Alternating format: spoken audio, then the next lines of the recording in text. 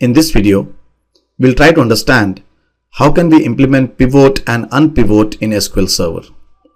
Now, before we go ahead and we try to implement pivot in SQL Server, first let's try to understand what exactly a pivot means. So in order to understand the pivot function, you can see that I have created a very simple table here which has three columns. One is customer name, product name, and amount.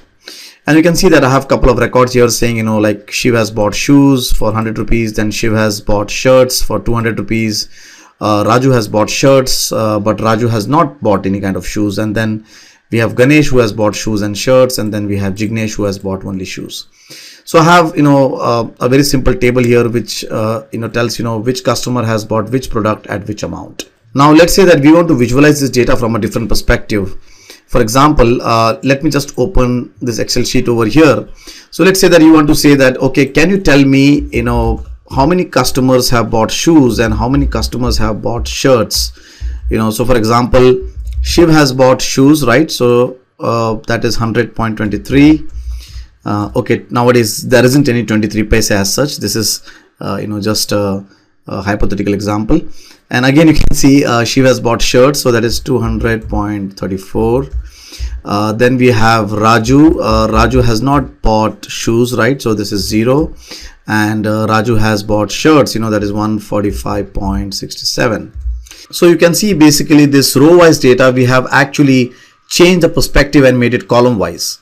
So now, actually I'm seeing intersection of two data points. For example, okay, shoes is bought by Shiv, at this much amount. Then Raju has bought shirts, So in other words, pivot means, basically where we see intersection of two data points and we see some kind of summarized information. Now, the next question is, so how can we implement this in SQL Server? So the good news is that we have a very nice ready-made function in SQL Server called as the pivot function. And by using this pivot function, we can change, the row-wise data into a pivot data. So let me go and show you step by step how we can go and change this data into a pivot data. Now, before I go ahead and I demonstrate the pivot code, let me go and explain the pivot code, because if I start demonstrating the pivot code now itself, it can lead to more confusions because the code is a bit big. Okay, so what I'll do is let me first explain you the pivot code and then we will go ahead and execute this code in our SQL Server Manager. Okay. Now you can see there's a big image diagram which is displayed on the video, and this is the pivot code. This complete thing over here is a pivot code. Okay, so what I've done is I have divided the pivot code into three sections. You can see 1, 2, and 3. So let's start with the first step in the pivot code. So in the first step, we start with a select statement. So you can see that we have a very simple select statement over here, and this select statement has those column names which we want to display on the pivot report. So for example, in our pivot report, we want to display customer name, shoes, and shirts. So, the same column names will come in this select statement. So the first part of the code of the pivot code starts with a select statement, and it has those column names, which has to be displayed on the pivot report. Now the second part of the code actually gets the actual data which is needed for the pivot function. So our actual data is nothing but, these rows, right? If you remember, in the previous part of the video, I had displayed a table which had Shiv, shoes, 100 rupees, Shiv, shirts, 200 rupees. So that actual data is fetched by this second section. So the first section actually displays the column names for the pivot report, and the second section actually gets the actual data. Now let's talk about the third section. Now the third section of the code is where all the action happens.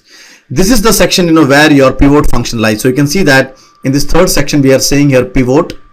Then the second thing is we are saying here sum of amount.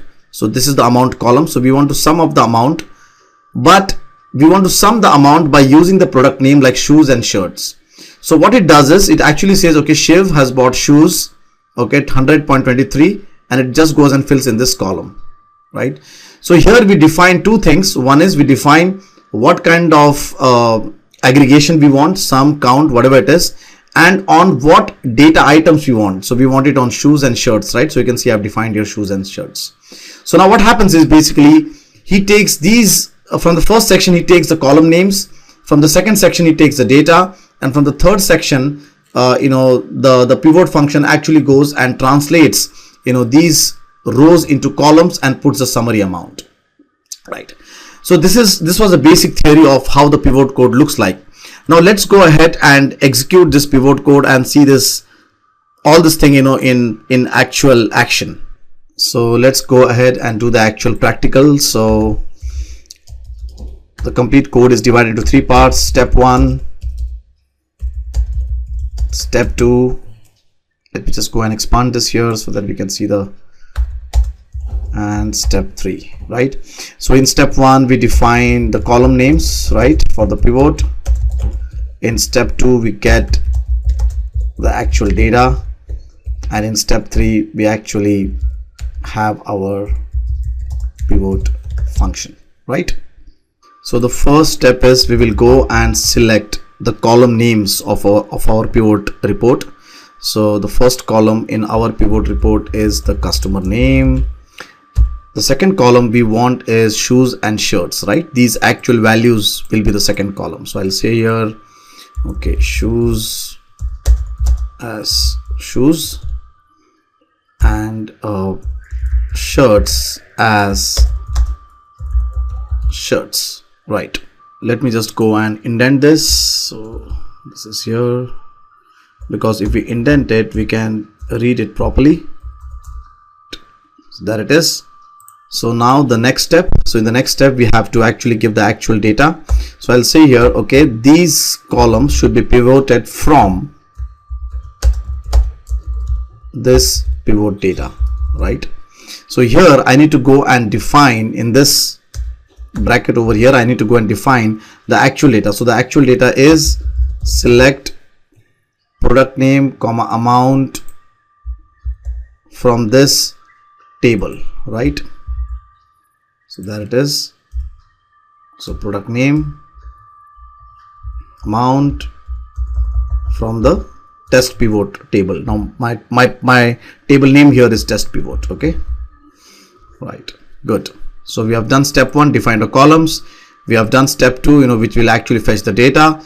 Now the last step is we need to go and write the pivot function. So in this third step I will say here pivot round brackets, pivot what? Pivot the sum of amount. Now amount means this is the column, right? Amount column. So sum of the amount column, and you want to pivot this for, now this comma is not needed here, you want to pivot this for product name, right, in. Now what are the columns? There are 2 columns we have. One is shoes and the other one is shirts, right? And all these columns should be in a bracket, and we will say this is the actual pivoting. So the first select statement gives you the column name, the second select statement actually gives you the data, and the last pivot function actually tells, you know, that how do you want to pivot the data. In other words, what is the aggregation? Is it sum, amount, and on which values? Okay, so done. Let me just go and do a check syntax here. What is this? Incorrect syntax. Okay, this bracket, you know, should actually go here. It is not after the pivoting, so it should be here, right? And let me do a check syntax. Looks to be fine. Let me just go and delete this stop SQL over here. So there we are. Let me do a check syntax. Yeah, looks fine. And let me say execute. It says invalid customer name. But I do have a customer name column here. What is the problem? I do have a column name called as customer name.